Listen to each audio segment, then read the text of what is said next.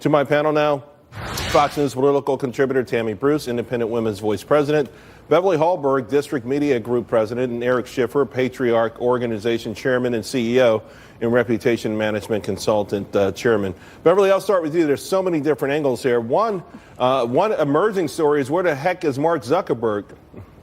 I want to know, why isn't he speaking out on this? What we do know from this situation is it looks like prior to 2013, 2014, that Facebook did not adhere to the privacy policy that they gave to their customers. They said that their data would be protected in certain ways, and it looks like that's not the case. So what I'm hoping is not only the policies that Facebook has moving forward adhere to that, but also that our members of Congress are doing everything that they can to protect democracy. And what I mean by that is if you have an organization like Cambridge Analytica who may be hacked very easily, they may not be a company that can handle this kind of data in a secure way. And so we have to make sure foreign actors such as Russia aren't accessing it. So I think when it comes to Congress, they do have a duty to make sure people's data is not being compromised. Of course, Eric, the bottom line is when it comes to Facebook or social media, these guys are trying to sell ads. I mean, they're trying to sell data, and they're saying, hey, we're not a media outlet.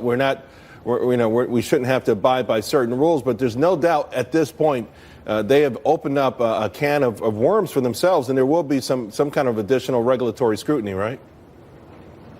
Well, it'll be interesting to see whether the regulatory scrutiny actually happens. Certainly, it's a negative environment, and they are in the data business. I mean, that's what they are. That's how they monetize. And it's interesting. They still weren't adhering to any kind of policy up to this point. I mean, they were giving some of these researchers access to be able to ultimately get access to everyone's data. And it'll be interesting to how they play it. What I would suggest they do, I mean, if they're going to try to handle this short of regulation, is get a commission. Have some kind of data commission for security. Bring Republicans and Democrats onto the commission and try to at least get it so that government doesn't regulate. What I don't want to see is Europe using this as some kind of bat to hammer American companies, and I think that that's a concern too. Right. But they do need to protect Americans in this process. The EU will use this to extract money out of all of these companies one way or the other. That's for sure. But they were already angling for that anyway. Tammy, it is sort of an interesting situation, though, because how much government do you want to invite into this situation as if we trust them any more than we trust Google, Facebook, and the others? When we talk about rules, we've seen over the last several weeks that agencies don't follow their own rules and are willing to lie about what they are doing. But what's important for people to realize as well, Cambridge Analytica is the main company people have been talking about, and some media pushing it with the Trump connection. But The Guardian is reporting that, in fact, one of the arguments from a whistleblower is that it was hundreds of companies potentially, certainly also reports that it was the Obama administration, that it was a multitude of companies that had complete access to the data, and that Facebook looked the other way. So this is going to be the investigation. What did they know? Did they choose to not care? It's being categorized as a breach, but in fact, people had access. Nobody had to hack into anything to get this data. Right. And this is where, when we're talking about regulation, in this age that we've not addressed yet, when you have that kind of information, first also, is privacy really dead now? When the Obamacare website, when the Anthem, when all kinds of places are already hacked, at what point? But the issue becomes, did Facebook lie to their clients, and did they lie to the government about what they were allowing people to access? And that's what we have to find out. And I should point out to the audience, you brought up Cambridge Analytica. Their CEO was suspended, but this is associated with the undercover recording that was released this morning, very incriminating recording, and it doesn't necessarily connect dots back to our election. But Beverly, we are in a new Orwellian world, and let's face it, though, part of that's on us, right? We put our information out there voluntarily. We have allowed these companies, a handful of companies, to know more about us than we know about ourselves. And now we're saying, hey, protect us from ourselves, I guess.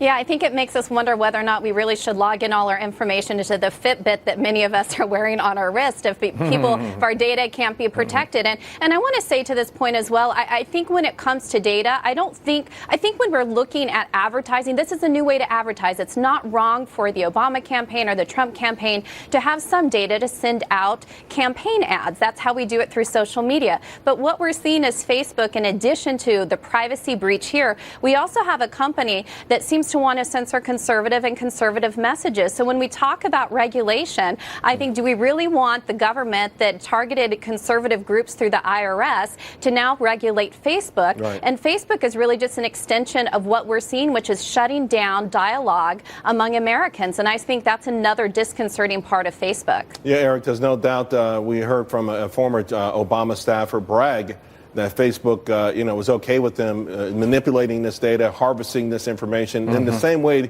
that Cambridge Analytica did, in part because, quote unquote, they were in the same team. So if we're going to have some sort of universal rules out there, we better hope they apply to everyone.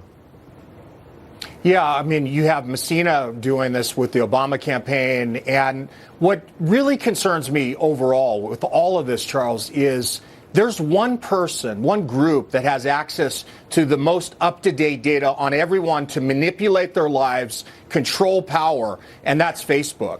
And the concern I have is the fact that you have this anti-conservative set of sentiments that are coming out of the Silicon Valley offices over there, and you combine that with the concerns about the fact that they are playing defense on the fact that they elected Donald Trump, in essence, because the platform was so useful. And what may they do in 2018? What could they do in the presidential elections? And how will that data get used? How would we ever know? And that's the concern. And that's where we need to really look closer. And if that means regulation on some level and it helps conservatives, then I think that needs to happen.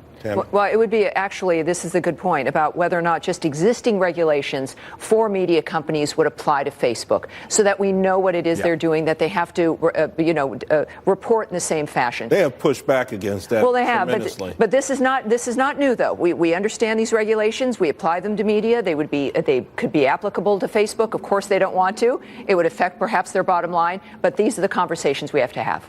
And Beverly, are you Absolutely. Do you think we'll have them, or would this be just another one of these episodes in America where social media, particularly Facebook, is front and center with almost everyone sort of concerned, and still, nothing really happens?